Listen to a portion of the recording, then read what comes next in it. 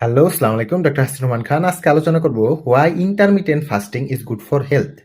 Intermittent ফাস্টিংটা আমরা কখন পাই? আমরা যে রোজায় যে একটা লম্বা সময় না খেয়ে থাকি 16 থেকে 18 ঘন্টা বা 12 থেকে 14 ঘন্টা, এটা ইন্টারমিটেন্ট ফাস্টিং। এটা কেন গুরুত্বপূর্ণ অনেক ডিটেলস আলোচনা আছে। আমি 1-1.5 মিনিটের মধ্যে জাস্ট আপনাদের জিনিসটা বোঝাই দিব। ধরেন আমরা যখন একটা লম্বা সময় না খাই, খাবার খাওয়ার পরে শুরুতে আমাদের বডি গ্লুকোজ থেকে এনার্জি তৈরি করে, এটিপি তৈরি করে ফ্রম গ্লুকোজ। কিন্তু এটা বেশি সময় না, এটা একটা নির্দিষ্ট সময়। যখন আপনি অনেক লম্বা সময় না খেয়ে থাকবেন তখন এই গ্লুকোজ থেকে গ্লুকোজটা সে ইউজ করে ফেলবে। গ্লুকোজ ইউজ করে ফেলার পরে সে ফ্যাট বার্ন করা শুরু করবে। তাহলে আপনার বডি ফ্যাট বার্ন করা শুরু করবে এবং ফ্যাট থেকে তখন সে এটিপি তৈরি করবে।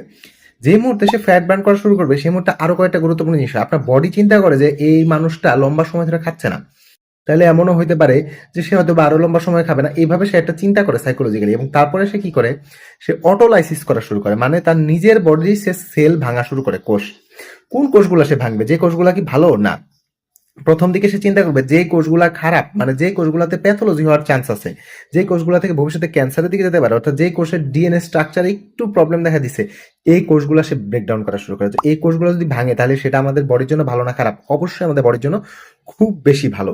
তো এই জিনিসটা আমরা ওই জায়গা থেকে পাচ্ছি, এটা একটা বড় উপকার। আর কি উপকার পাচ্ছি? আর উপকার পাচ্ছি হচ্ছে এই সময় আমাদের বডি অ্যান্টিঅক্সিডেন্ট রিলিজ করা শুরু করে দেয়। এবং এই সময় শুধু যে এই দুইটা উপকার পাচ্ছি তা না, এই সময় আমাদের বডি পরবর্তী যখনই আমরা খাবার নিব তখন বেশ ভালো রকম ইনসুলিন সেন্সিটিভ হয়ে যায়। ইনসুলিন সেন্সিটিভ হলে কি হবে?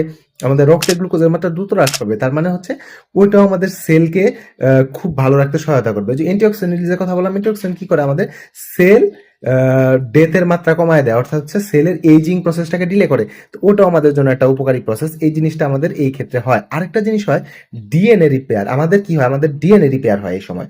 আমাদের ডিএনএ রিপেয়ার যখন হওয়া শুরু হবে, আমাদের ডিএনএতে যখনই অল্প বিস্তর কিছু চেঞ্জ আসে, আমরা যখন লম্বা সময় না খেয়ে থাকি আমাদের ডিএনএটা রিপেয়ার হওয়া শুরু করে। যখন ডিএনএ রিপেয়ার করা শুরু করে তার মানে হচ্ছে আমাদের বডিতে যদি ভবিষ্যতে ক্যান্সার বা ওই ধরনের কোনো অ্যাবনর্মালিটিস আসার চান্স থাকতো, সেটা আপনি ইন্টারমিডিয়েট ফাস্টিং দ্বারা প্রিভেন্ট করতে পারবেন।